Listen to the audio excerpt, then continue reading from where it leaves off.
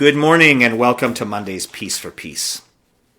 We are going to do a 5 and 5 this morning that I don't think needs a whole lot of explanation. 5 things to get spiritually ready for the holiday season that's coming in hopefully under 5 minutes.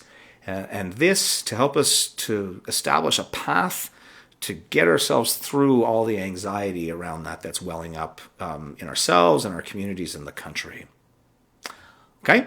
So let's get started. There are comments below to expand on each of the ideas, and you can always message me if there's something that's not clear. Number 1, be aware of the secondhand smoke effect. People can remember a time when there were smoking sections in public places and why that's a bad idea, right? If I'm in a room where people are smoking, doesn't matter if I've got a cigarette in my hand, I'm smoking anyway. And not only that, the secondhand smoke, more toxic than the smoke from the cigarette. Guess what? Powerful emotions in society and all the anxiety that's out there functions the same way. There's the stress of my situation in the moment, and there's all the stuff that I'm breathing in, whether I know it or not. So when I'm feeling overwhelmed, when you're feeling overwhelmed, take a step back, try and separate the two out so that you just deal with the anxiety that's yours and try and let the rest drop. Number 2, mind how you say and hear things. It's about our communication technique.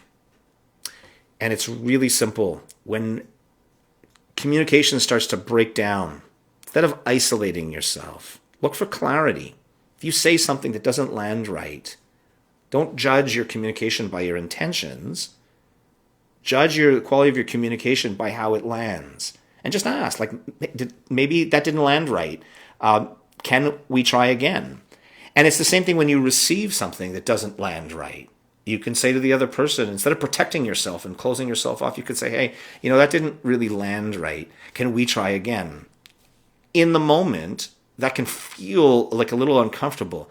But when you get through it and you discharge that communication from all that secondhand smoke emotion, it's amazing some of the great things that come out of that.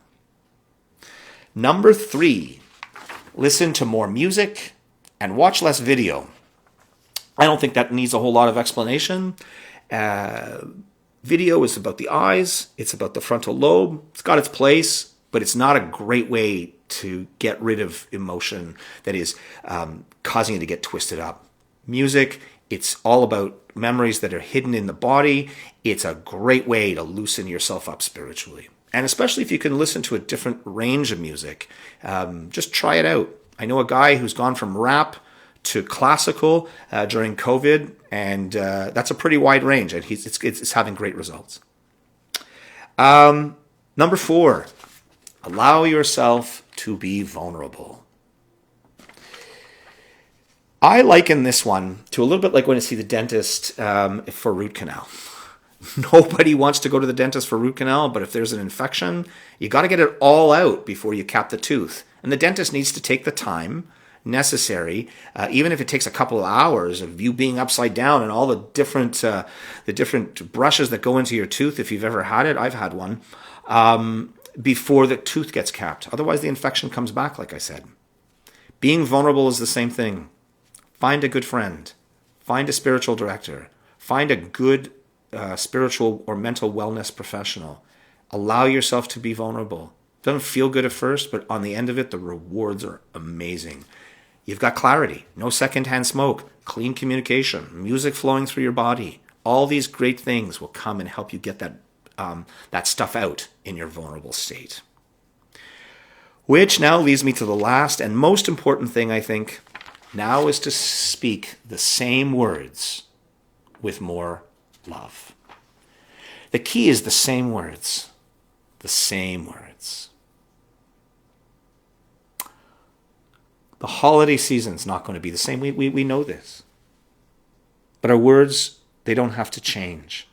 What we can be mindful of is saying them in a more loving and sincere way. The important things, the words I love you, and here's why, could be and will likely be one of the most important gifts that you can give anybody this holiday season. 5 things, 5 minutes. Let's get spiritually ready. to have one of the most surprisingly beautiful holiday seasons in spite of all the challenges of the world. Be blessed. Be a blessing. Have a great week. Thanks for listening. Bye.